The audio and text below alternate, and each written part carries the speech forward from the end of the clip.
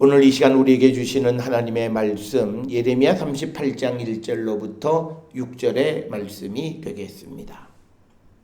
예레미야 38장 1절로부터 6절에 있는 말씀 한 목소리로 합독하시겠습니다.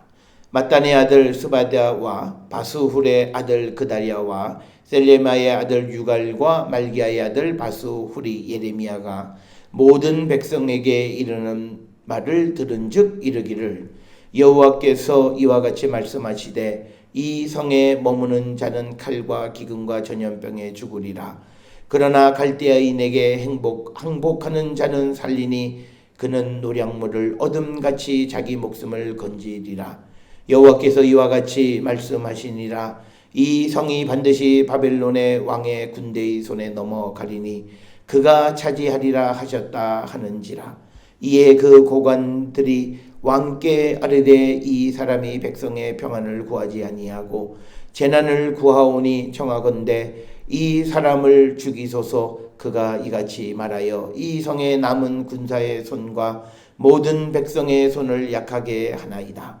시드기야 왕이 이르되 보라 그가 너희 손안에 있느니라. 왕은 조금도 너희를 거스를 수 없느니라 하는지라. 그들이 예레미야를 끌어다가 감옥들에 있는 왕의 아들 말기야의 구덩이에 던져 넣을 때에 예레미야는 줄로 달아 내렸는데 그 구덩이에는 물이 없고 진창뿐이므로 예레미야가 진창 속에 빠졌더라. 아멘. 오늘 우리가 함께 읽은 예레미야 38장 1절로부터 6절에 있는 말씀은 예레미야가 베냐민 땅으로 가려다가 체포되어서 이제 옥에 갇혔다가 시드기야를 만난 후에 감옥 뜰에 이렇게 거주하게 되었는데 그런데 이제 그 시드기야 그 예레미야가 백성들에게 이제 예언을 선포하는데 그 예언의 내용이 바벨론 군대에게 항복하라고 하는 예언을 지속적으로 이제 선포합니다. 그래서 그 땅에 있는 그 성 안에 있는 예루살렘 성에 있는 그 백성들을 이제 약하게 한다. 4절에 나와 있는 것처럼 남은 군사의 손과 모든 백성의 손을 약하게 한다. 이런 이유 때문에 1절에 기록되어 있는 스바랴, 그 다음에 바스울의 아들인 그다리아, 그리고 셀레마의 아들 유갈, 말기야의 아들 바스훌, 즉 네 사람이 이제 왕에게 가서 예레미야가 이 바벨론에 의해서 멸망되어질 것을 선포한다. 이런 말을 합니다. 그래서 그 사람을 4절에 보니까 죽여달라 이렇게 왕에게 요청합니다.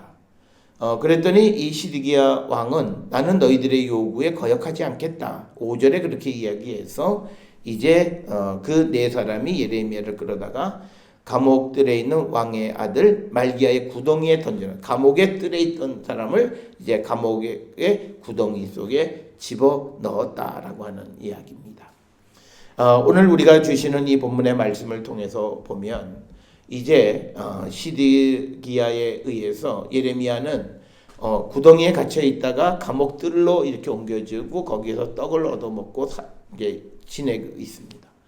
그러면 이 예레미야가 자기 자신의 안위를 생각했으면 그냥 그렇게 쭉 이어져 가면 돼요. 그런데 그렇지 않고 그가 이제 시위대 뜰에 갇혀 있었기 때문에 사람들하고 접촉하는 것이 쉬웠던 것 같아요. 그래서 그는 백성들에게 하나님께서 주신 말씀을 그대로 전하는 거죠. 이것은 시드기야 왕에게 말했던 것과도 똑같은 거죠. 2절에 보니까 이 성, 즉 예루살렘에 있는 사람은 칼, 기근, 전염병에 죽으리라. 그러니까 너희들은 반드시 죽는다.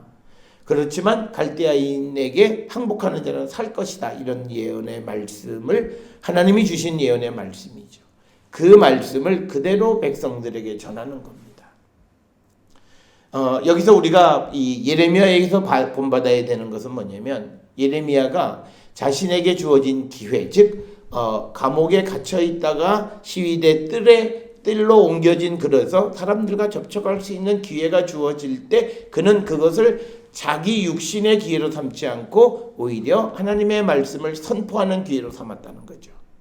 그래서 백성들에게 말을 하고 그 말하는 내용은 다른 것이 아니라 하나님께서 자신에게 주신 그 말씀을 그대로 전한다라고 하는 거죠. 우리가 말씀을 전하는 자의 삶, 우리는 그리스도의 십자가의 죽음과 부활을 전하는 사명이 있습니다. 그래서 우리에게 복음을 주셨고 이 복음을 전하는 사명이 우리에게 전해 주어졌다면 우리는 기회를 얻든지 못 얻든지라고 하는 건 바로 이겁니다. 항상 즉 우리에게 좋은 기회가 주어지면 오히려 그것을 복음을 전하는 혹이 좋은 기회로 삼고 그 일을 우리가 지속하는 그런 삶을 우리가 살아야 함을 보여주는 것이 바로 예레미야의 모습입니다. 예레미야는 내가 왕의 호의를 받아서 시위대 뜰에서 이제 떡을 얻어먹고 사니까 이대로 그냥 있어야 되겠다. 자기의 안위를 생각하지 않았어요. 그리고 또 예레미야는 자기가 이 예언의 말씀을 그대로 자꾸 선포하면 자기에게 어떤 재앙이 올까를 너무나 잘 알고 있어요. 어떤 시련이 오고 환란이 올지 너무나 잘 알아요. 그렇지만 자기는 하나님께서 주시는 그 말씀을 어찌할 수가 없다. 예언자는 하나님이 주신 말씀을 전하지 않을 수 없다라고 하는 거예요. 그래서 하나님이 좋은 말씀을 주시면 좋은 말씀을 선포하지만 그러나 고난의 때에 심판의 말씀을 주시고 환난의 말씀을 주셨을 때에도 그 사명을 그가 게을리하지 않고 그대로 지켜갔고 그래서 말씀을 그대로 선포하는 모습이 바로 오늘 우리가 읽은 예레미야 38장 1절로부터 6절에 나와 있는 예레미야의 모습입니다. 그래서 예레미야는 환경에 변하지 아니하고 항상 자신이 전해야 되는 말씀을 전했다라고 하는 거죠. 마치 이 예레미야의 모습은 예수님의 모습을 보는 것과 같습니다. 예수님께서 복음을 선포하고 또 그들에게 하나님의 말씀을 증거함으로 인해서 사람들이 그를 죽이려고 해요. 그랬을 때 예수님께서는 이제 자신의 안위를 생각하셨더라면 내가 당분간은 하나님 말씀을 전하지 말아야 되겠다라고 하는 생각을 할 법도 한데 예수님 그러지 않으셨다는 거죠. 그들이 죽이려 하는 음모를 꾸미든 꾸미지 않든 상관하지 아니하고 하나님께서 주시는 말씀을 그대로 선포하셔서 결국은 십자가에 달려 돌아가시는 그런 고난의 길을 가셨던 예수님의 모습. 상황이 나에게 유리하든 불리하든 상관하지 않고 말씀을 전하려 하는 그 예수님 그리고 예레미야의 모습을 오늘 우리는 본받아야 합니다. 우리는 하나님의 말씀을 전하고자 할 때 모든 상황이 나에게 유리하냐 불리하냐를 항상 따져요. 내가 이 말을 선포함으로 내가 있는 공동체 안에서 내가 지금 만나고 있는 사람과의 관계 속에서 내게 유리하냐 불리하냐 유불리를 항상 따지는 삶을 살아가는 것이 우리의 모습인데 거기서 우리는 항상 내게 유리한 것을 선택합니다. 그래서 우리는 때로는 하나님이 우리에게 주신 일을 게을리하고 우리가 그 사명을 감당하지 않는 경우들이 많이 있습니다. 그러나 예레미야 그리고 예수님은 어떤 상황 속에서도 당신들이 스스로 전해야 되는 그 말씀을 포기하지 않는 삶을 우리에게 보여주셨다라고 하는 겁니다. 오늘 우리가 주시는 이 말씀 우리가 예레미야 36장 7장 8장 이어지면서 예레미야의 시련입니다. 예레미야의 시련은 다른 거 아니에요. 하나님의 말씀을 있는 그대로 전한다라고 하는 이유 때문에 시련을 당하는 거예요. 그런데 이런 시련을 당한다고 해서 예레미야가 그 하나님의 말씀을 변개하면 안 된다라고 하는 거죠. 우리가 잘 아는 미가서에 보게 되면 거짓 선지자는 입에 물 것을 주면 평화를 선포하고 입에 물 것을 주지 않으면 전쟁을 선포한다. 그래서 오늘 주시는 본문의 말씀 속에서도 이 예레미야가 사람들에 의해서 고발당해서 이제 죽게 되어지는 이유는 4절에 나와 있는 것처럼 예레미야가 백성의 평안을 구하지 않았다라고 하는 거예요. 예레미야 입장에서는 하나님이 주신 것이 평안이 아닌데 평안을 선포할 수가 없는 겁니다.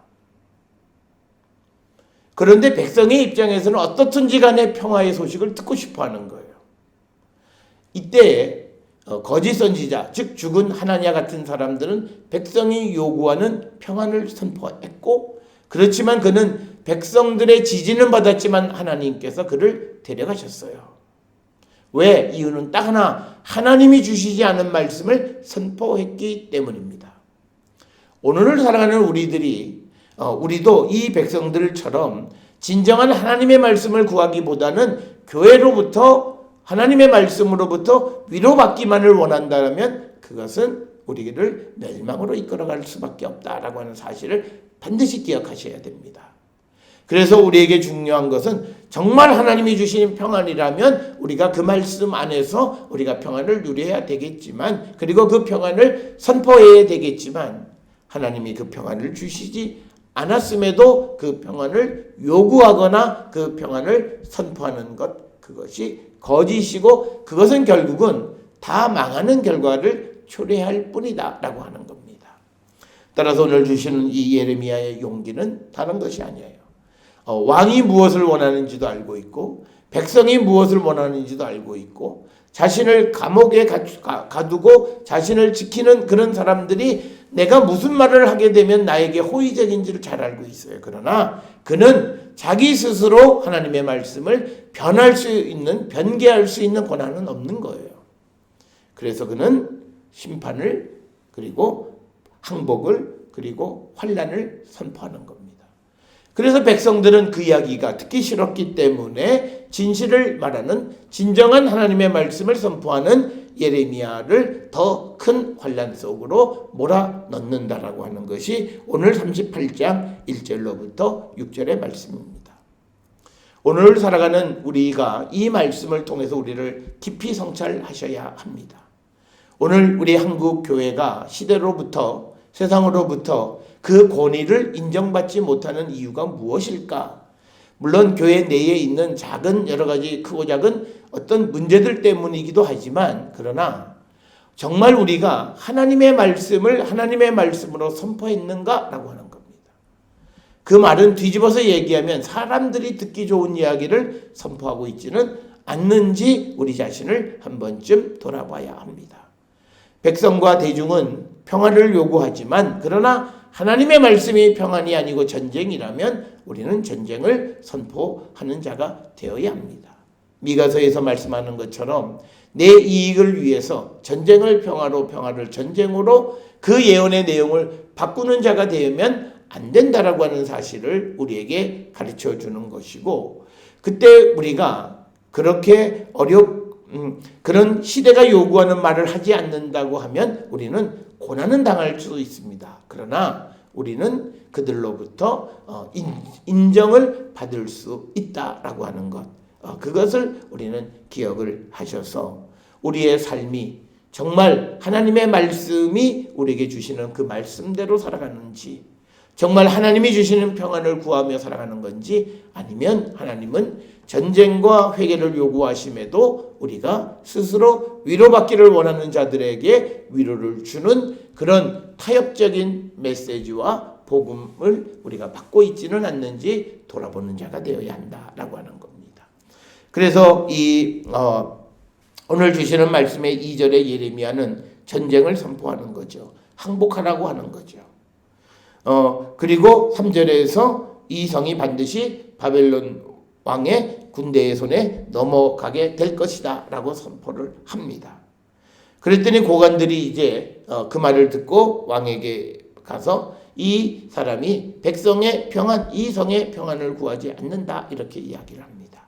특별히 이 평안에 대해서는 우리가 잘 아는 것처럼 예레미야는 하나님이 주시는 말씀, 평안을 이야기합니다. 그래서 우리가 잘 아는 예레미야 29장에 보면 이스라엘 백성들이 잡혀간 바벨론 성의 평안을 구하라고 이야기해요. 너희들이 잡혀간 그곳의 평안을 구하라. 그런데 예레미야가 그런 말씀을 전하는 이유는 하나님이 그 말씀을 주셨기 때문이에요. 그러니까 예레미야가 선포하는 평안은 예루살렘의 평안이 아니라 바벨론으로 잡혀간 곳의 평안을 구하라고 말하고 있어요.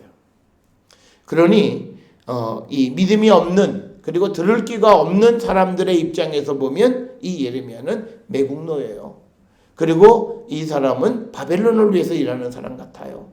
그리고 국민들에게, 백성들에게 전혀 도움이 되지 않는 사람 같아요. 그런데 그 말은 하나님이 주신 말씀이 있기 때문에 어쩔 수 없이 그가 그 말씀을 선포한다라고 하는 겁니다. 그렇게 돼서 4절에 고관들이 왕에게 예레미야를 죽이소서. 그 죽이는 이유는 그가 백성의 평안을 구하지 않았고, 그래서 이 사람들, 남아있는 군사들과 백성의 손을 약하게 합니다 라고 하는 거죠. 용기를 주지 않는다라고 하는 이유예요. 그러니까 회개해야 할 때에 사람들은 용기 얻는 말을 구하는 거예요. 그런데 하나님은 이 백성들을 고난 속에 몰아넣어서 그들을 다시 세우기를 원하시는 거예요. 그러니까 하나님의 계획과 사람의 생각이 다른 거예요. 이때 예언자는 선구자적으로 하나님의 계획을 백성들에게 전해서 잘못 생각하고 있는 백성들의 생각을 하나님의 생각으로 바꿔가는 거죠. 그게 예언자의 사명이에요. 그런데 그 말을 듣고 사람들이 군사의 손과 백성의 손을 약하게 한다. 즉 이 성이 무너지게 만든다라고 하는 거예요. 그러니까 5절에 시드기야 왕이 이르되 보라 그가 너희 손안에 있다. 지금 너희들이 그를 잡고 있지 않느냐. 나는 조금 더 너희를 거스를 수가 없다. 이렇게 이야기합니다. 너희들이 원하는 대로 하라라고 하는 말씀이 되겠습니다. 이것은 빌라도가 예수님을 대중이 원하는 대로 하는 것과 비슷한 거죠. 항상 정치인이란 그런 거예요.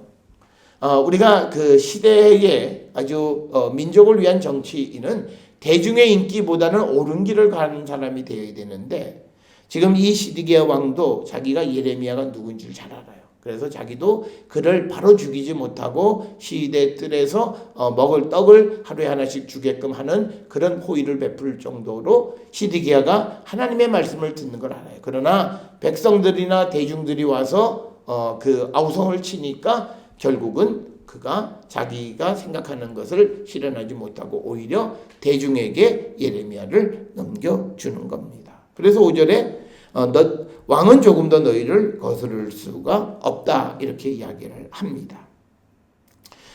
그래서 6절에 그들이 앞에서 이야기했던 4명의 관리들이 예레미야를 끌어다가 감옥들에 있는 왕의 아들 말기야의 구덩이에 던져넣었다. 즉 구덩이에 던져넣었다라고 하는 것은 당시에 있었던 어떤 그 감옥의 모습이 조금 구덩이를 파고 그 속에다 죄인을 가두는 그런 방식이에요. 그래서 그 속에 집어넣었다라고 하는 거고요. 특별히 오늘 주시는 6절에서 우리가 오해하기 쉬운 왕의 아들이라고 하는 겁니다. 이 왕의 아들이라고 하는 것은 베나멜렉이라고 하는 거죠. 이것은 진짜 즉 시드기야의 아들이라고 하는 그런 의미가 아니라 벤하멜렉이라고 하는 관직이 있어요. 그래서 이건 우리말로 번역을 할 때 벤을 왕의 아들 이렇게 되어 있지만 이 벤이라고 하는 말, 즉 히브리 말의 벤은 아들이란 뜻이죠. 어디에 속한 자, 즉 이 말은 왕에게 속한 자 말기야 이렇게도 해석할 수 있는 겁니다. 그런데 우리는 아주 고전적으로 왕의 아들 이렇게 되어져서 오해하기 쉬운 것이 시드기야의 아들인 것처럼 이야기하는데 그것이 아니라 왕의 아들이라고 하는 관직, 벤하멜렉이라고 하는 관직, 즉 그 말의 뜻은 왕에게 속한 자인 말기야의 그 구덩이에 그 예레미야를 던져 넣었다라고 하는 겁니다. 그런데 그 구덩이에는 물이 없고 진창이었다.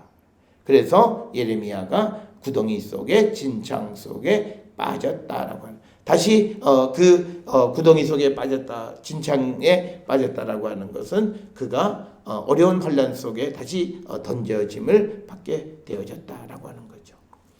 오늘 주시는 이 예레미야의 모습을 통해서 우리도 상황과 환경 그리고 내 자신의 안위 때문에 하나님의 말씀을 전하는 사명, 그 기회를 놓치는 자가 되어서는 안 되고, 또 상황에 맞추어서 우리가 보고 전하는 말씀의 내용이 변화되어서는 안 되고, 사람이 원하는 말을 주는 게 아니라 하나님이 하시는 말씀을 전하는 것이 예언자의 사명이라고 하는 것을 우리에게 줍니다. 오늘 우리가 살고 있는 이 시대가 너무나 어렵고 힘든 시대를 살면서 많은 사람들이 교회로부터 위로를 받기를 원하는데, 오늘 주시는 4절처럼 백성이 평안을 구하지만 하나님은 그들에게 전쟁과 패배와 항복이라고 하는 그런 그것을 예비하셨습니다. 그때 그들에게 그 시대를 잘 준비할 수 있게 하는 것이 예언자의 사명이지, 하나님이 준비하신 것과 다른 것을 선포하는 것이 예언자의 사명은 아니다라고 하는 것을 분명히 깨닫고, 우리가 하나님의 뜻 안에, 하나님이 우리에게 주시는 말씀 안에 우리가 살아가고 선포하는 자들이 될 수 있기를 주의 이름으로 축원합니다.